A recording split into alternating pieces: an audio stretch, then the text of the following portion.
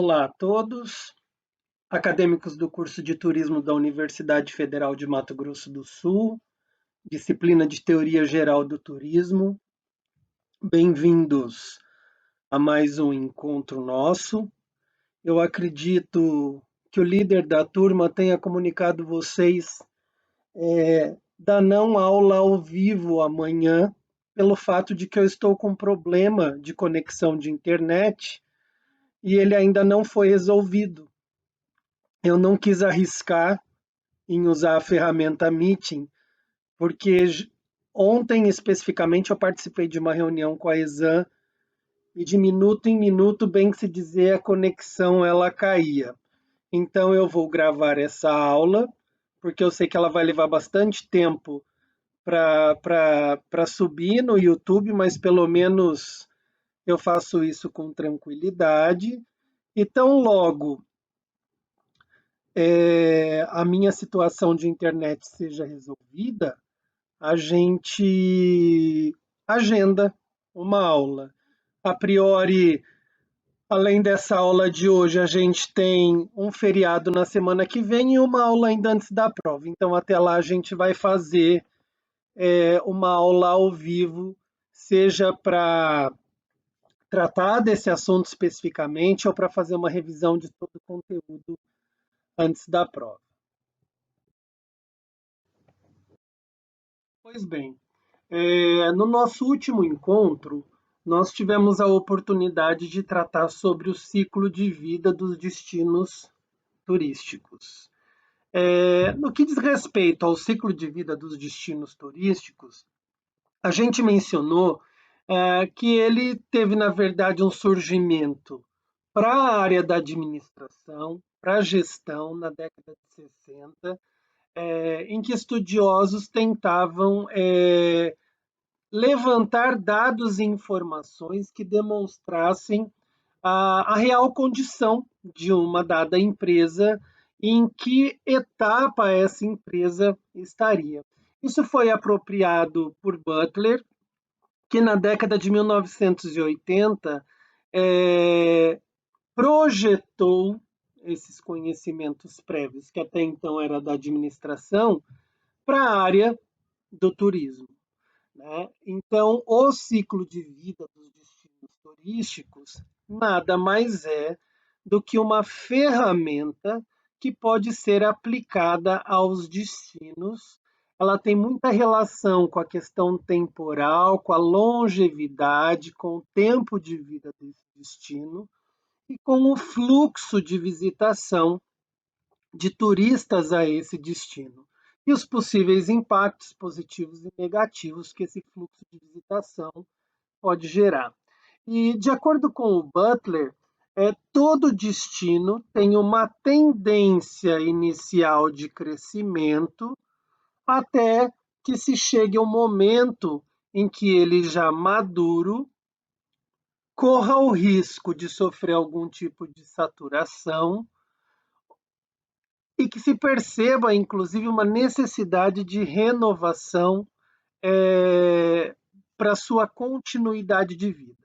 Então, todo destino para ele, a partir do momento, vai ter que tomar uma decisão se ele vai continuar da mesma forma, sem grandes alterações, sem grandes novidades, se ele vai aceitar um possível declínio ou se ele vai criar estratégias para continuar atraindo turistas cada vez mais. É bastante importante em que se frise que, por mais que o Butler coloca que a partir de um dado momento um destino tenha que tomar esse tipo de decisão, a definição de estratégias ela é bem-vinda desde o início desse destino. A gente não pode esperar lá no alto da montanha russa, como eu mencionei na última aula, para criar algum tipo de estratégia. Um destino que cria estratégias e se conhece desde o início, ele tem chances muito maiores de ter uma longevidade sem ter que tomar decisões de forma drástica. Até pelo fato de que um estudo do ciclo de vida de um destino, como mencionado, ele não é feito de forma simplista nem bastante rápido. Ele vai levar mais ou menos tempo, de acordo com as características do destino, mas ele pode levar, inclusive, o tempo de um ano ou até mais. Isso porque, para se compreender a totalidade e a complexidade de um destino, há de se coletar dados com muitas frentes, com muitas peças desse sistema, com as pessoas que gerem, com a iniciativa privada, com aqueles que trabalham diretamente com o turismo, com a população local, para se levantar qual o sentimento daquela população em viver numa localidade que é turistificada ou de conviver com esse turista, levantar informações desse turista para que se possa esboçar um patamar em que esse destino ou aquele dado destino se encontra. E a gente também tem que chamar bastante atenção, porque existe uma tendência dos destinos quererem mais cada vez mais. Só que a gente não pode desconsiderar a questão ambiental. Pode-se chegar num estado, em um destino, em que a gestão desse destino queira criar estratégias para receber mais e mais turistas, mas o meio ambiente daquele destino não suporta. É o caso de uma Fernando de Noronha, um caso de Bonito, que são localidades que a própria natureza ela dita o quantitativo de pessoas que pode frequentar, que pode usufruir daquele espaço, e não adianta a gestão de um município querer trazer mais pessoas, porque o ambiente não vai conseguir absorver tudo isso. Então, a gente tem toda a questão da lucratividade de um lado, da importância de se criar estratégias para aumentar o quantitativo de pessoas, para não permitir que um dado destino entre em declínio ou continue na mesmice, mas, de outro lado, a gente também tem que entender quais são as características e a vocação daquele destino. Muitas vezes, continuar tendo sucesso não vai significar aumentar o número de turistas, mas manter os turistas que se tem e criar estratégias para que eles se mantenham e estejam sempre satisfeitos. Apresentou na última aula um pouquinho sobre cada uma dessas fases. Né? Foi mencionado que um destino propriamente dito ele não é criado para ser um destino turístico. Esse processo de turistificação ele vai se aflorando e ao passo que ele vai se aflorando e se desenvolvendo, que entra em cena propriamente a gestão do turismo, e isso é ruim e isso é bom. Né? Imagine se nós criássemos os destinos turísticos, nós correríamos o risco de não ter uma demanda para consumo. Agora, se a gente deixa um destino aflorar naturalmente, nós também corremos no erro de nos depararmos com um problema e termos que solucionar esse problema, ao invés de termos feito ações antecipadas para evitar esse problema, a gente acaba tendo que lidar com ações que são corretivas.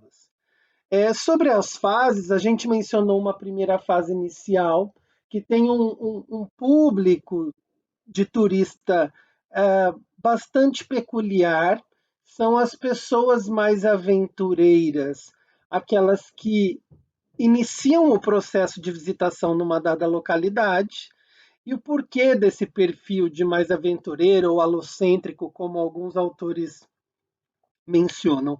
Justamente porque o perfil desse indivíduo é de desbravar localidades, de não se importar com a inexistência de infraestruturas para atendê-lo. Quando esse público começa a frequentar uma dada localidade, e essa localidade, embora tenha potencial, mas não tem um turismo ainda desenvolvido, a própria comunidade local começa a perceber um interesse de pessoas de fora pela localidade. E a própria comunidade local começa a desenvolver relações com esse turista.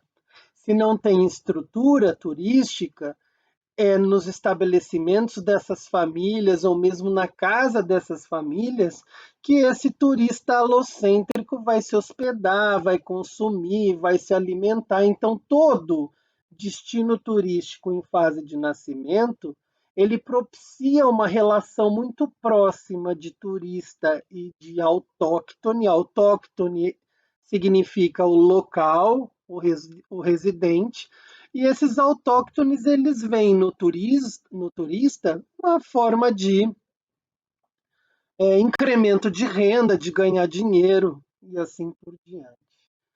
Chega-se um ponto em que essa relação ela é percebida pelo mercado. E o mercado, então, de certa forma, tenta tirar de cena esses locais que não necessariamente são qualificados, e esse corpo de empresário começa a criar infraestruturas para melhor atender esse turista e, consequentemente, infraestruturas que são geridas e que são participadas por profissionais já com grau de qualificação, de profissionalização. Essa já é a segunda fase, denominada crescimento, até que esse destino ele atinge um grau de maturidade, né? Você já tem toda uma construção, uma estrutura e uma forma de gestão para receber o turista. Esse processo de estruturação, ele acaba dizendo respeito também a acordos que são feitos com operadoras, já existe uma comercialização reconhecida e um grande número de pessoas começam a viajar para esse destino. E quando a gente lida com comercialização por operadora, a gente consequentemente entende que um destino turístico em fase de maturidade, ele começa já a oferecer pacotes. E pacotes turísticos com passagens inclusas, horário de passeios, guia acompanhante, passa uma segurança muito grande para um outro perfil de turista que a gente chama de psicocêntrico. São aquelas pessoas que gostam de viajar com tranquilidade. E essas pessoas fazem isso em destinos que já estão devidamente é, é, reconhecidos, que sejam já maduros no ramo do turismo e que tenham uma mínima infraestrutura e condições para receber essas pessoas. E é a partir desse momento que começa-se uma massificação. Se existe toda uma infraestrutura, se existe todo um poder de comercialização a partir de parcerias entre destino e revendedoras, intermediadoras, operadoras, a tendência é que esse destino comece a receber quantitativos a ponto de muitas vezes não serem compatíveis à estrutura existente. E a gente atinge então um momento de saturação. E nessa saturação, uma das tendências maiores é muitas vezes a diminuição de preços para tentar compensar e fazer com que aquele destino seja interessante.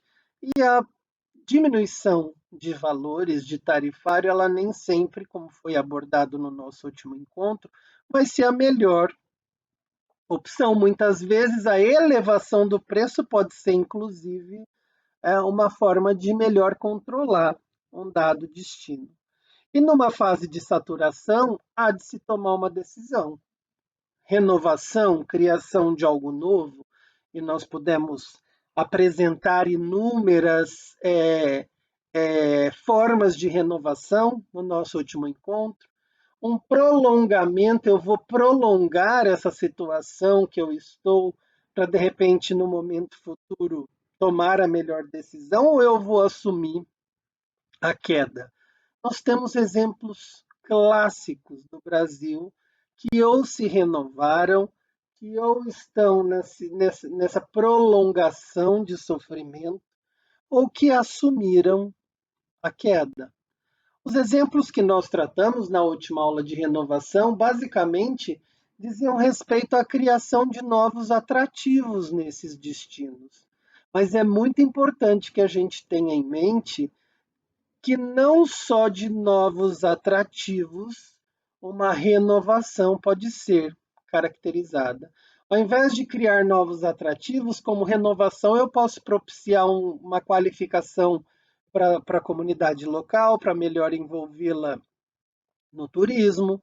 Eu posso trabalhar com a definição de leis municipais naquele destino.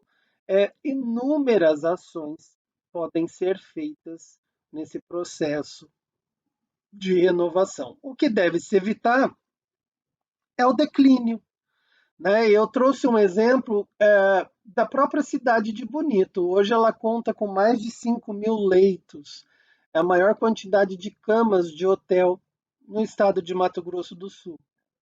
Imaginem se a natureza um dia se degradar a ponto de não ser mais possível a prática do turismo ali. O que seriam desses hotéis todos, dessas pousadas? O que seriam dos restaurantes? Então a queda ela deve ser evitada. O prolongamento muitas vezes é necessário, mas o ideal é que se busquem alternativas e que essas alternativas não necessariamente sejam criar estruturas e atrativos com a intenção de somente aumentar quantitativo. A quantidade de turistas é importante, mas a qualidade também é. Então a gente pode fazer uma análise simplista, como vocês estão fazendo no trabalho de vocês, de um dado destino, de um ciclo de vida, de um destino, mas a gente precisa ter em mente que esse é um trabalho sério, moroso, bastante demorado. E é interessante também que a gente tenha em mente em saber qual escala a gente está trabalhando, porque eu posso tratar de ciclo de vida de destino o país como sendo um destino. Eu posso trabalhar um estado como sendo um destino. Eu posso trabalhar um município como sendo um destino e eu posso trabalhar um atrativo, uma fazendinha como um destino. Então ele cabe em todas as perspectivas, em todas as escalas. Uh, para que a gente possa saber, então, o patamar em que um dado destino se encontra, a gente tem que fazer essa análise, e essa análise precisa, num primeiro momento, defender a esfera em que se quer trabalhar, se é município, se é um atrativo, se é estado, se é país. Quanto maior a esfera, maior a dificuldade, a complexidade do processo. Uma das etapas é avaliar o mercado, que mercado que existe hoje, né?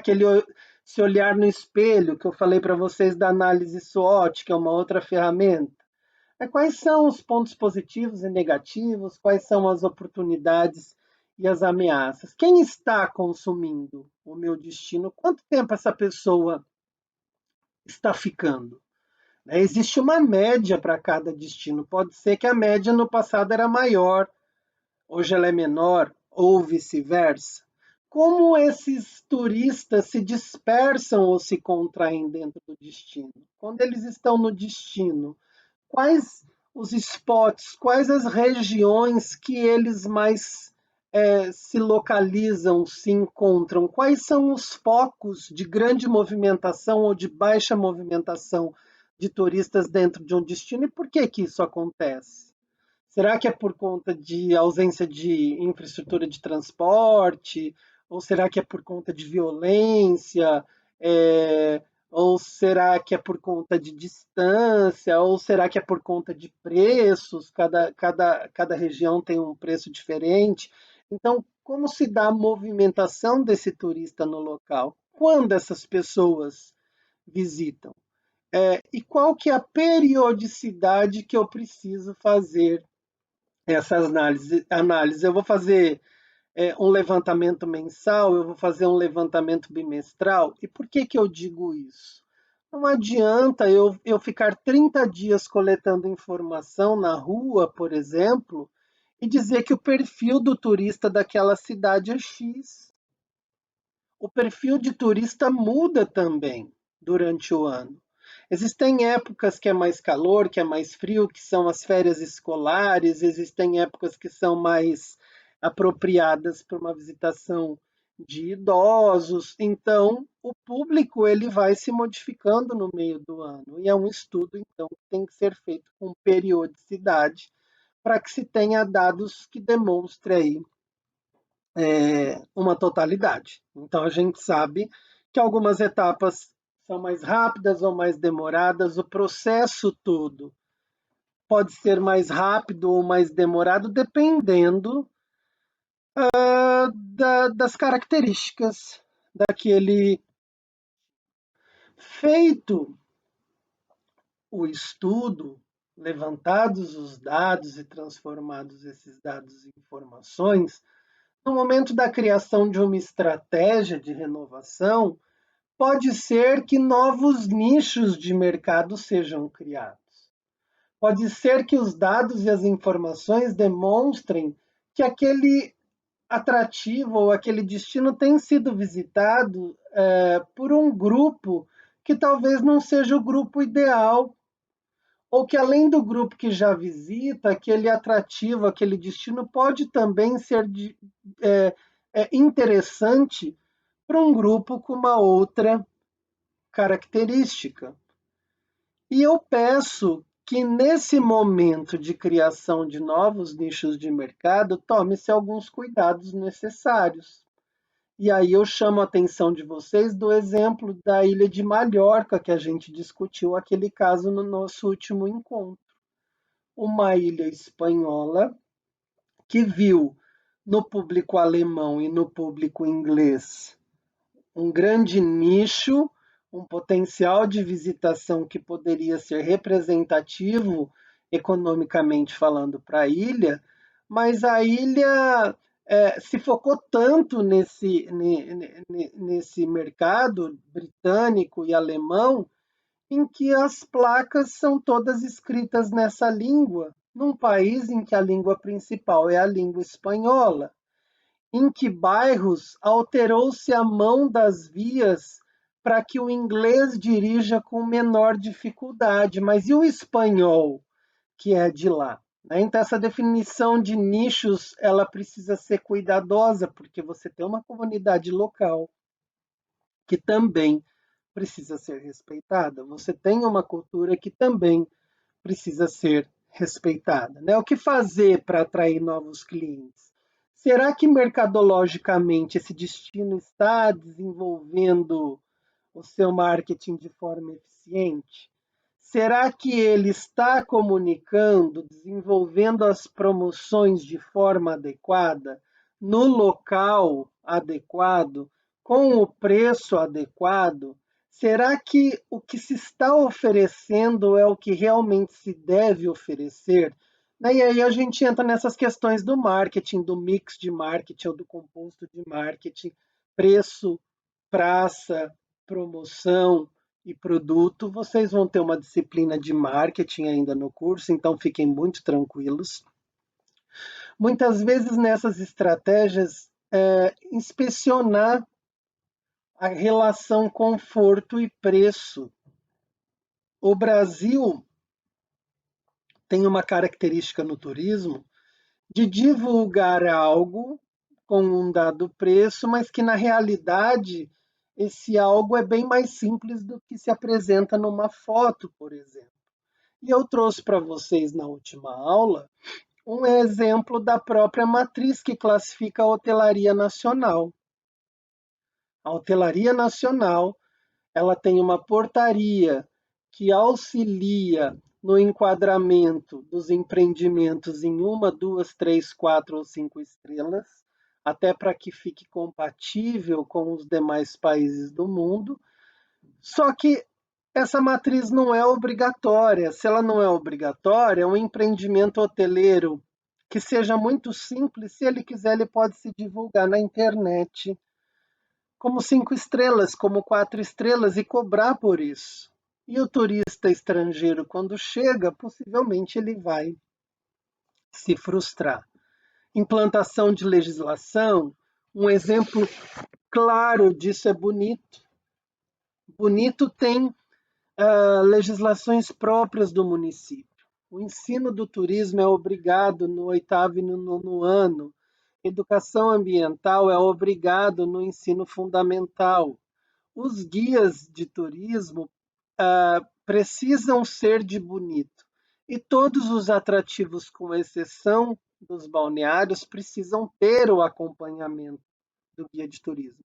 Isso tudo são estratégias que mantêm o destino altamente reconhecido e respeitado. Adequação de infraestruturas. Pode ser que uma cidade, um destino esteja caindo em declínio porque o aeroporto é muito ruim, ou porque a estrada é muito ruim, porque a própria questão de segurança pública está acometida, entre tantas outras questões. E humanizar. Humanizar é criar estratégias também que permitam uma boa relação entre visitante, entre o local e entre o empresariado. Né? Questões que nós discutimos no nosso último encontro quando tratamos do ciclo de vida dos destinos turísticos. E vocês estão desenvolvendo uma atividade a ser postada até no dia 11 de junho, que trata justamente de uma análise, ainda que mais superficial, de um destino da escolha de vocês, em que vocês vão, a partir das informações levantadas, tentar ou arriscar a dizer em que patamar, de repente, esse destino escolhido se encontra. Um momento aí de reflexão e de colocar em prática alguma ferramenta trabalhada em sala de aula. E hoje a gente vai tratar sobre a questão da gestão do turismo. Né? E quando a gente fala em gestão, em administração do turismo, consequentemente a gente vai trazer palavrinhas diferentes, como planejamento, como política pública. O meu ideal, enquanto professor de teoria geral do turismo, não é me aprofundar em nenhum dos temas. A gente precisa ter uma visão global do turismo para que a gente possa enfrentar as disciplinas dos próximos semestres, não chegarmos tão crus nelas.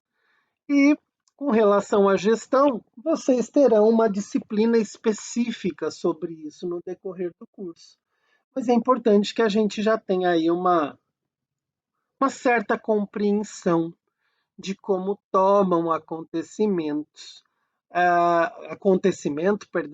que diz respeito a essa administração do turismo dentro do nosso. Então, a gente já sabe que a gestão do turismo ela é muito importante. Nós temos aí todo o movimento do empresariado para gerir suas empresas, consequentemente, o turismo, mas nós temos também a importância e a necessidade do governo de estado, governo do país,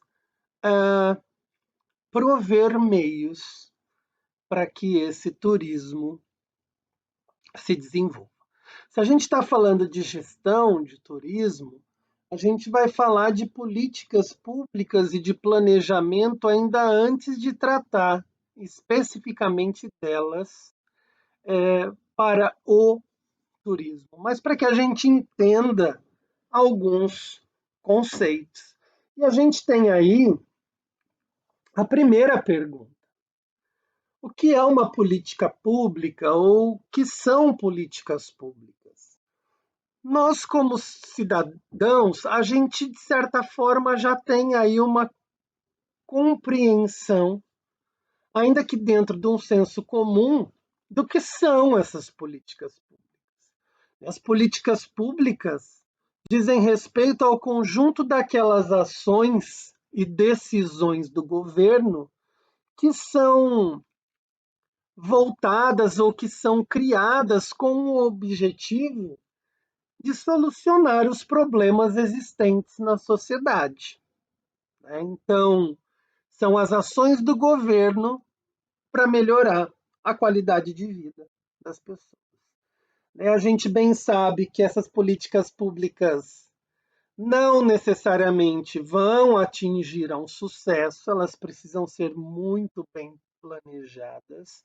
E a gente também sabe que existe um outro problema no país, é que os planos de governo aqui duram 4 anos e não necessariamente o próximo gestor tem o mesmo ideal de seu gestor anterior. E muitas coisas que são colocadas por um gestor, quando chega num próximo gestor, ele não dá continuidade naquelas propostas. Então, essa descontinuidade ela é muito clara no Brasil. A gente consegue ver bastante na televisão que um dado prefeito inicia uma obra milionária de um viaduto e quando chega o outro prefeito, ele não concorda com esse viaduto e ele não dá continuidade, fica aquele meio viaduto. Pronto. Então essas políticas elas precisam ser muito sérias, muito responsáveis e elas precisam visar esse bem comum. Por isso, as políticas públicas, essas regras, digamos assim, elas resultam de um processo constante de planejamento. E planejamento é também uma disciplina do curso, Planejamento e Organização do Turismo. E lá na nossa primeira aula eu disse que planejador, bem que se dizer o que é o turismólogo. Um turismólogo nada mais é do que um profissional que aprende a analisar o turismo e planejar ações para esse turismo. O Molina e o Rodrigues, eles definem o planejamento como resultado de um processo de pensamento.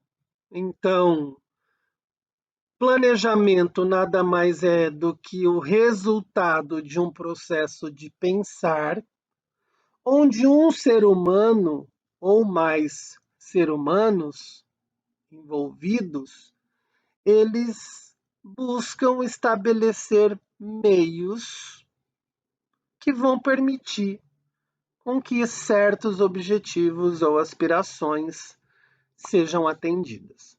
Então, planejar é debruçar-se a um processo reflexivo, onde, a partir de uma análise da realidade, possa se estabelecer meios para transformar essa realidade.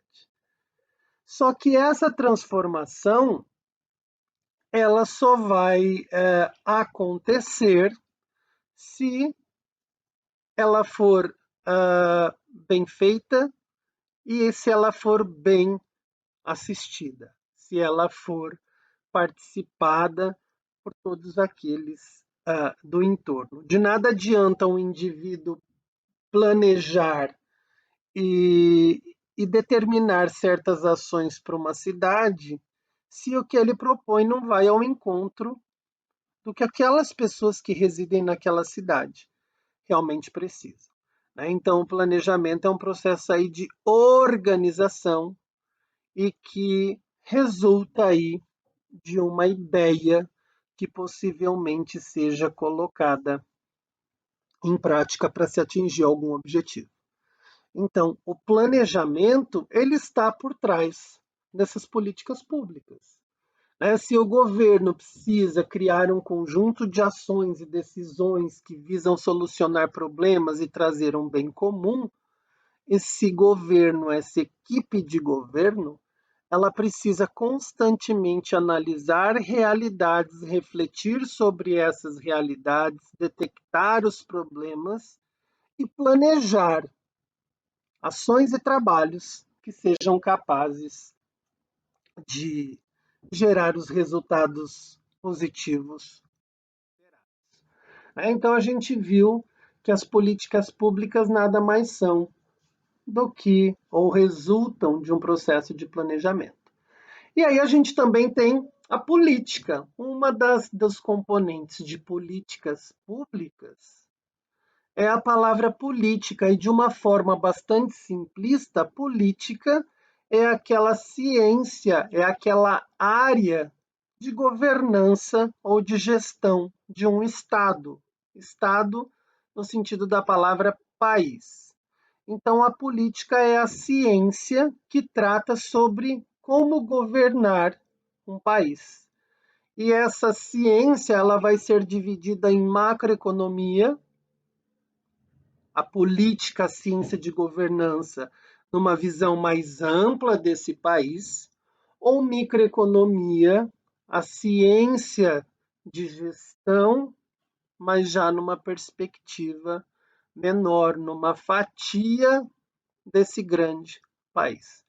Então, todos os países lidam com políticas, lidam com ciência, com uma área do conhecimento que diz respeito a como governar, a como gerir, seja o país de uma forma inteira, ampla, macroeconomia, ou seja a partir de suas fatias, microeconomia.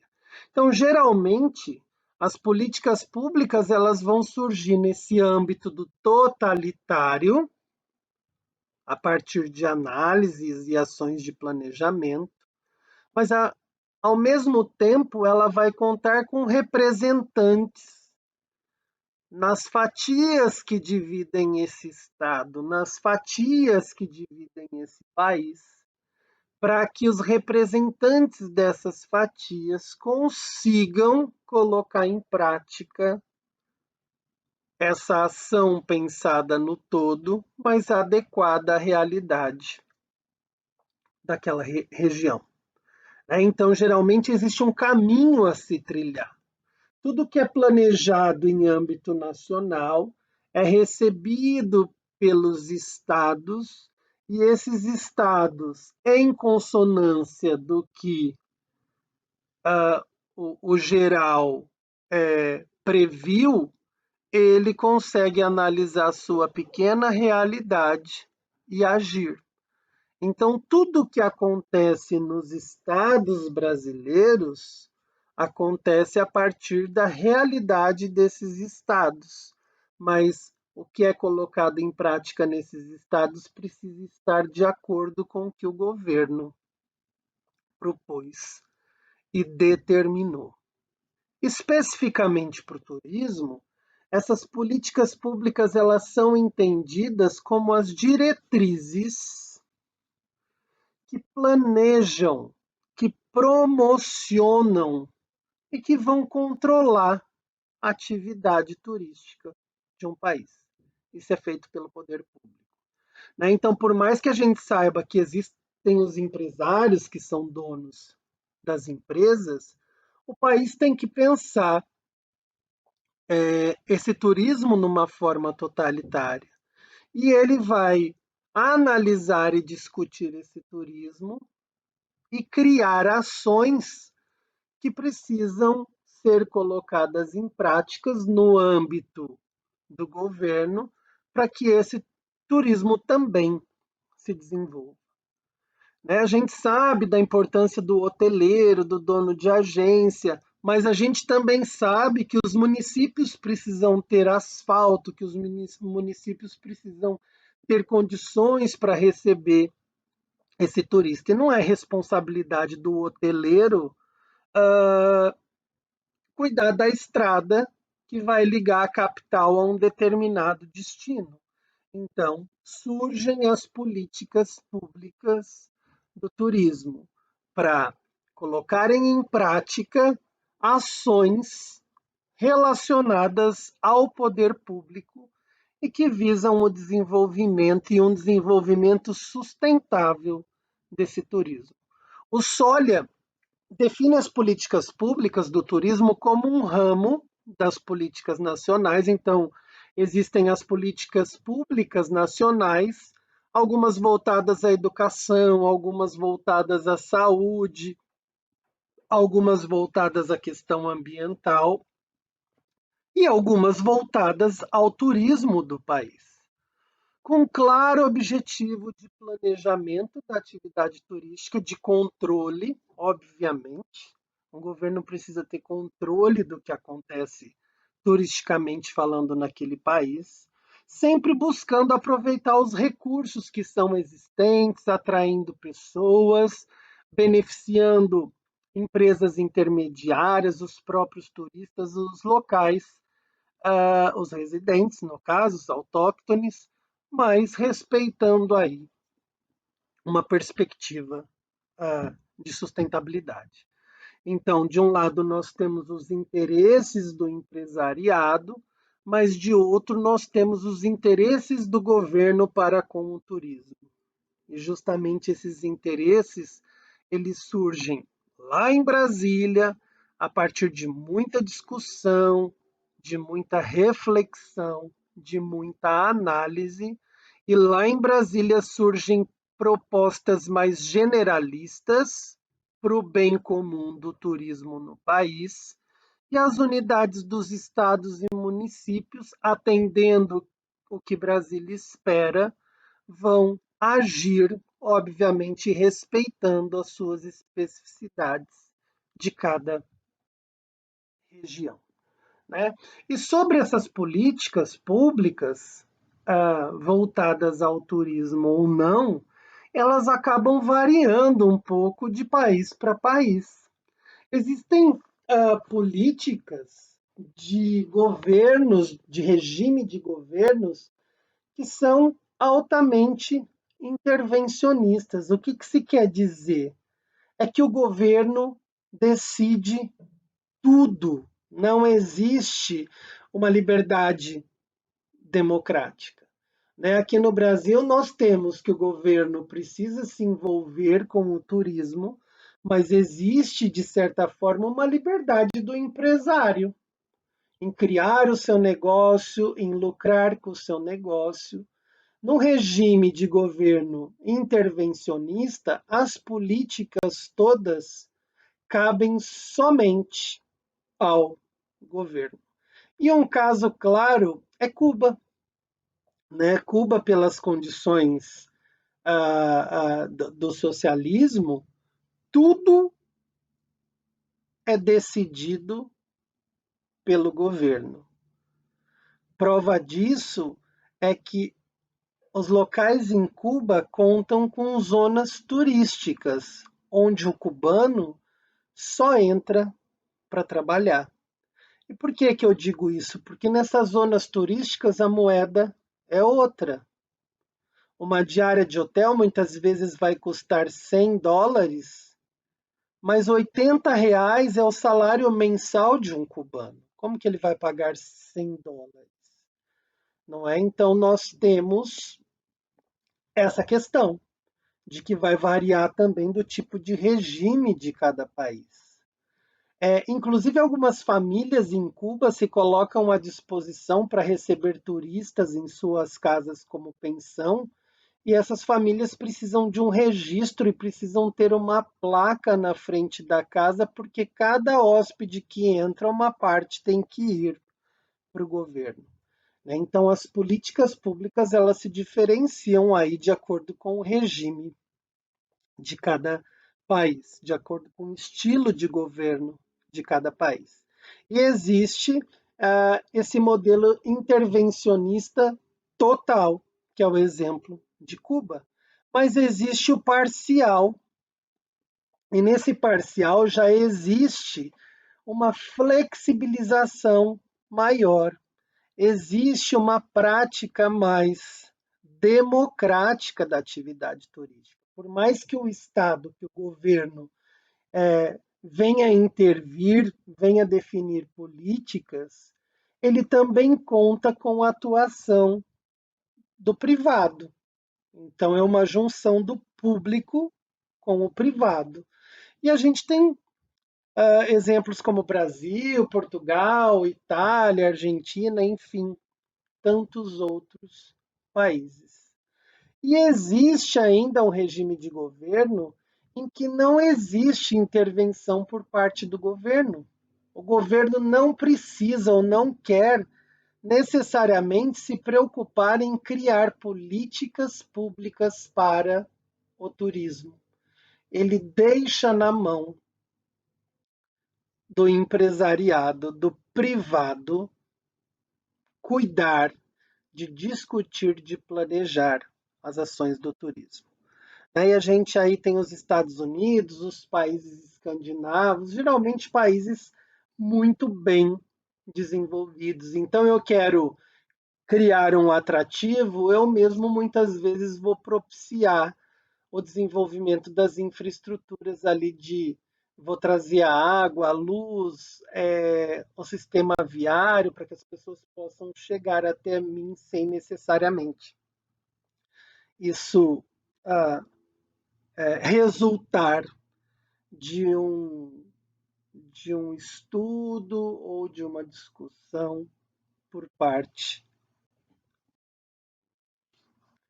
As políticas públicas voltadas ao turismo, elas podem ser gerais, essas políticas podem ser criadas pensando no turismo de uma forma mais generalista, e aí a gente tem, então, dentro desse olhar mais generalista para o turismo, a preocupação com a infraestrutura, com a promoção dos destinos dentro do país, com a questão da fiscalização, de controles, de auxílios e créditos para aqueles que querem financiar atrativos. Essas políticas públicas também elas podem ser voltadas mais especificamente para o turista. Como que se dá o controle sanitário? Esses turistas podem trazer alimentos, por exemplo, de outros países. Esses turistas precisam estar vacinados para entrar no país. A questão monetária, que moeda esses turistas precisam? A alfandegária de polícia precisa de visto, não precisa de visto? Veja que a gente tem alguns países do mundo, um exemplo a Grécia essa semana, que ela estabeleceu políticas públicas para o turismo com grande ação na questão do turista. Brasileiros e americanos estão proibidos de fazerem turismo na Grécia por conta da pandemia.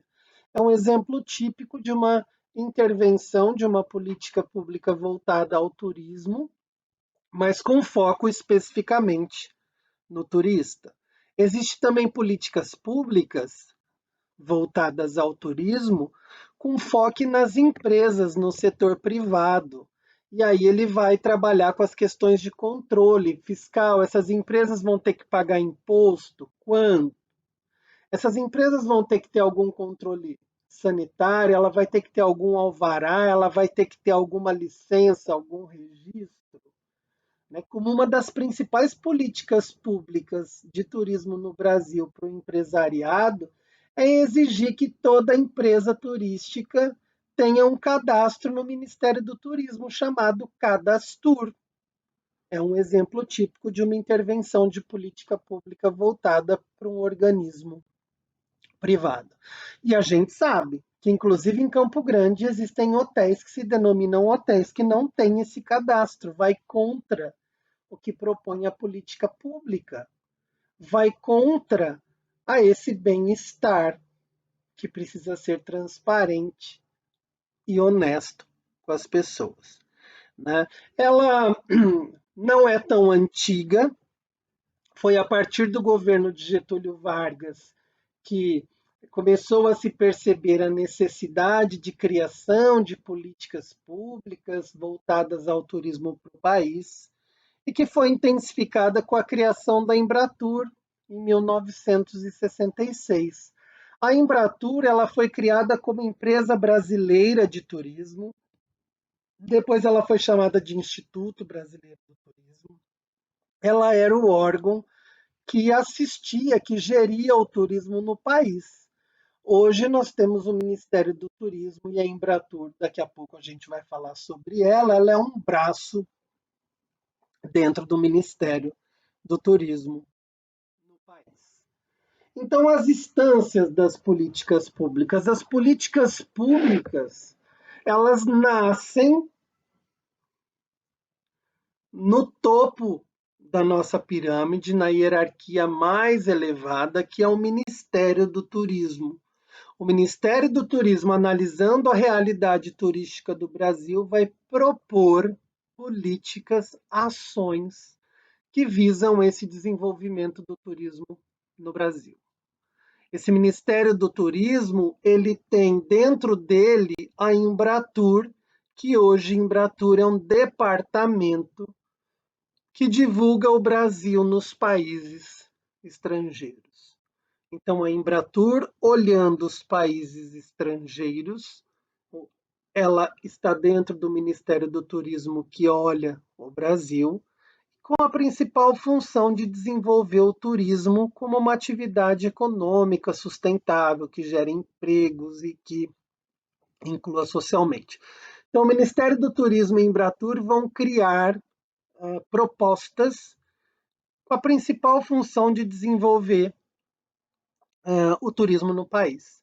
E junto dessas propostas, o governo vai liberar muitas vezes quantias de dinheiro para que elas sejam colocadas em prática. E essas propostas, elas são destinadas aos estados brasileiros, às secretarias de turismo dos estados brasileiros. As secretarias de turismo dos estados brasileiros, às vezes ela recebe o nome, inclusive, de fundação de turismo. Essas secretarias estaduais, elas olham as propostas do Ministério do Turismo, a partir da verba recebida e analisando a realidade daquele estado, elas vão formular diretrizes que visam o desenvolvimento do estado, mas pautada nas políticas do governo, lá de cima, do Ministério do Turismo. E a partir do que as secretarias estaduais formulam, elas fazem os repasses para os municípios turísticos. As secretarias de turismo dos municípios vão receber essa proposta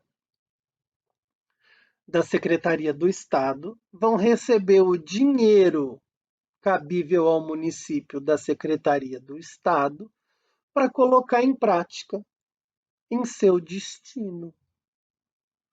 Vejam então que existe uma linha condutora. O que o governo decide tem que chegar e ser colocado em prática pelo município.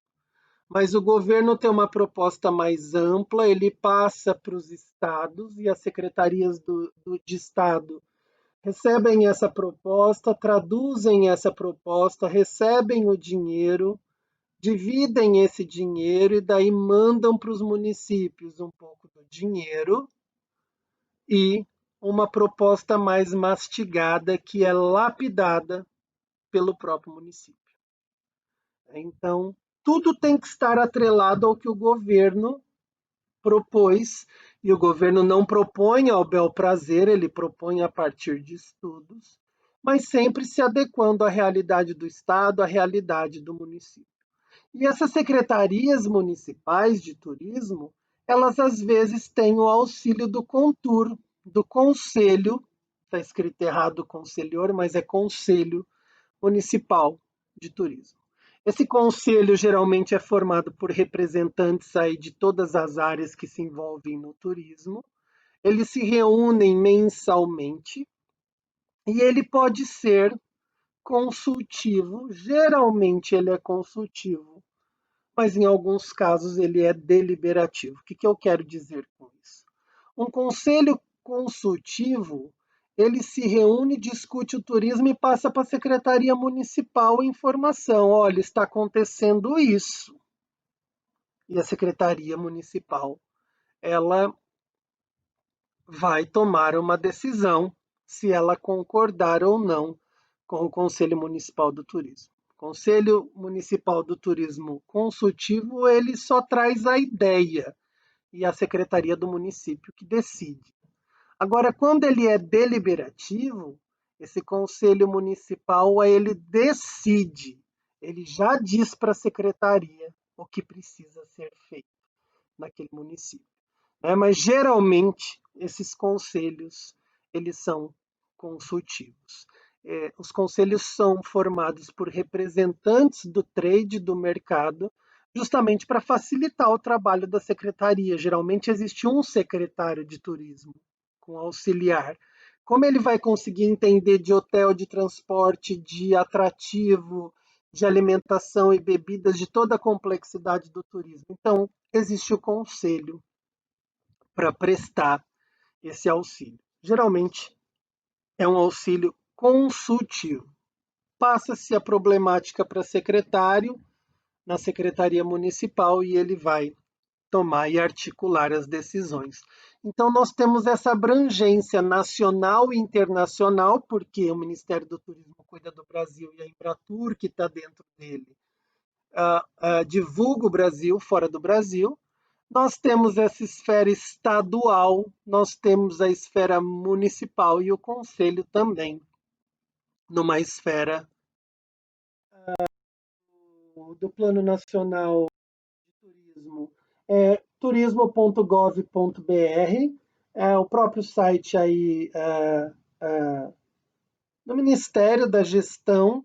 É um site bem interessante, que ele não traz só informações sobre o Plano Nacional, mas ele traz o mapa do turismo brasileiro, ele traz estatísticas do setor, ele esmiuça quais as estratégias e quais as ações que o Brasil está colocando em prática, e é um excelente local de pesquisa, né, enquanto alunos do curso de turismo, para que nós possamos pesquisar. Outra característica que tem, bem se dizer, estado nessas políticas públicas para o turismo no país, que são personificadas a partir dos planos de turismo, é a questão da regionalização do turismo. Todo plano de turismo, esse que acontece de 4 em 4 anos, ele tem discutido a regionalização do turismo. Quais são os potenciais de cada região do Brasil? Quais são os roteiros que podem surgir nessas regiões? Quais são as cidades polo indutora de destino nessas regiões? E quais são as cidades pequenininhas no interior de cada polo? Sempre atribuindo ao polo a função de dar a mão para essas pequenas localidades e fomentarem o desenvolvimento da atividade turística nelas. Então, o plano de regionalização ele é bastante interessante. E ele começou com 5 regiões turísticas no país. As 5 principais regiões, norte, sul, leste, norte, sul, sudeste, centro-oeste, nordeste. E a gente vê hoje que não são só 5. Isso tem, tem gradualmente crescido, porque dentro de uma única região brasileira existem vários estados e dentro dos vários estados existem inúmeras regiões. E nessas regiões elas têm peculiaridades muito específicas. Então, a gente não tem como mais, ao pensar em regionalização do turismo, só nas 5 grandes regiões brasileiras. né? A gente tem que pensar que cada estado é composto por inúmeras regiões, essas regiões têm a cidade polo ou as cidades que induzem o turismo, e tem essas cidades secundárias que precisam se reconhecer como potencial a partir da ajuda dessa cidade ou dessas cidades. Polo. Então, o objetivo é propiciar um desenvolvimento a essas localidades muitas vezes mais longínquas ou esquecidas, isso para gerar movimentação econômica de pessoas, empregabilidade, inclusão, isso para gerar uma integração e um desenvolvimento mais totalitário, né? Então a gente busca aí uma espécie de descentralização do poder, mas que o poder nasça no seio das próprias comunidades.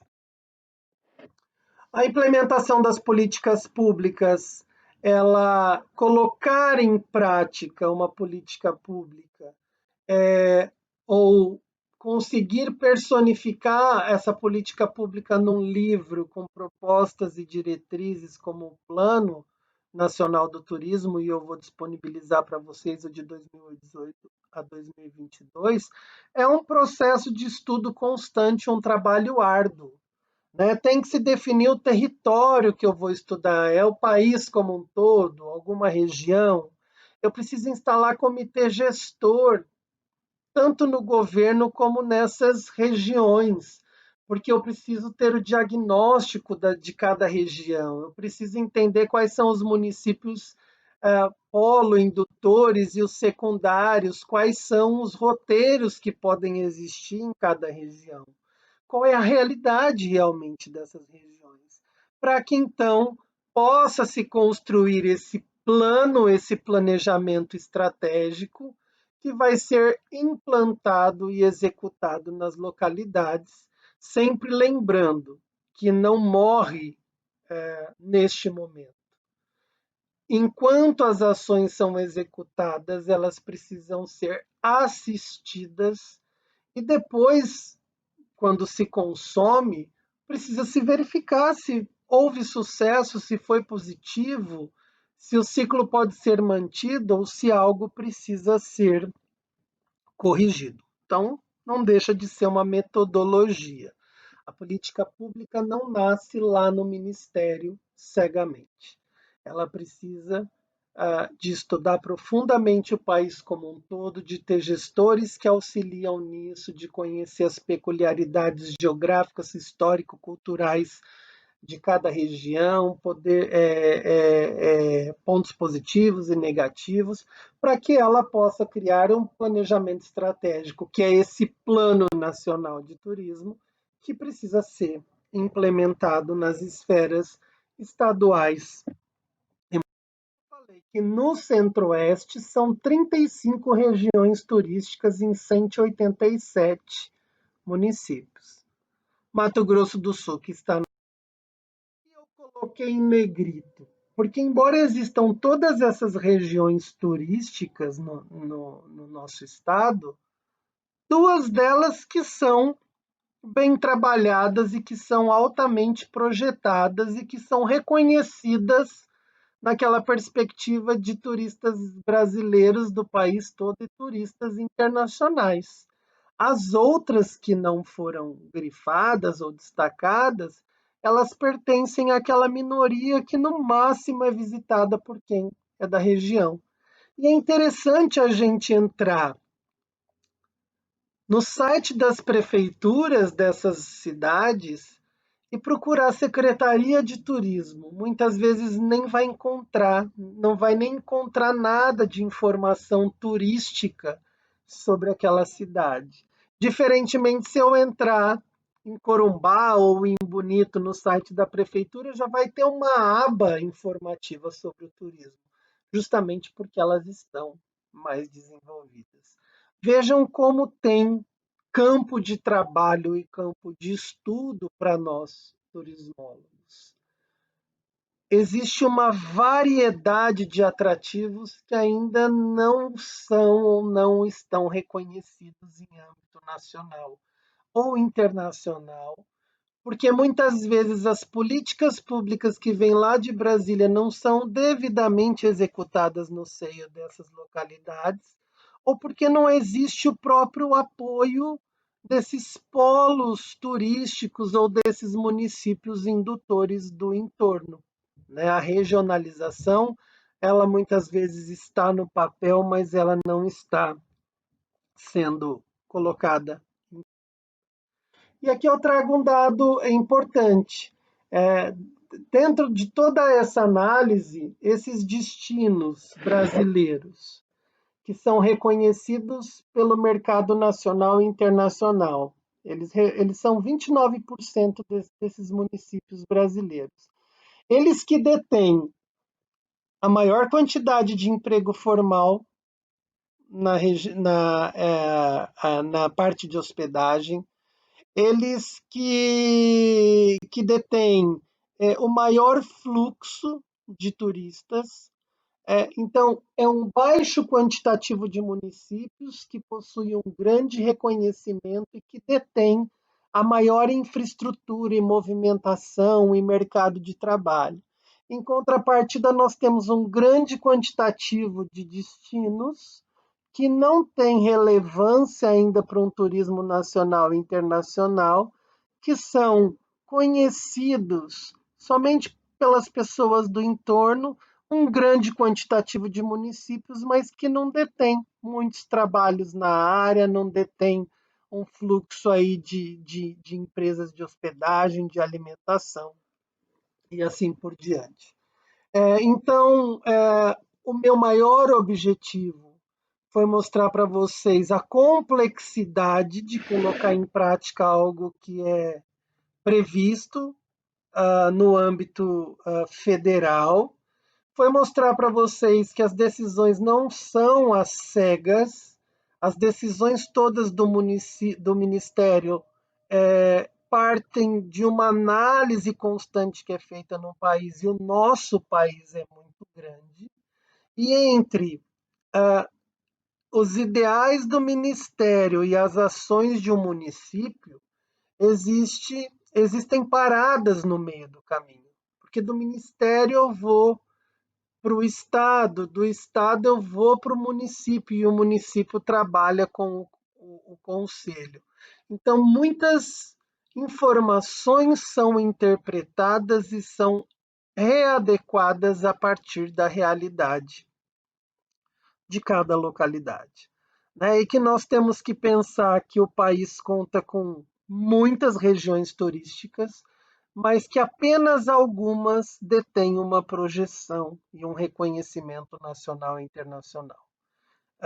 São poucas em quantidade, mas grandes em movimentações de todos os aspectos, enquanto nós temos uma grande quantidade de cidades que ainda não detêm, no máximo, uma visitação de pessoas do entorno.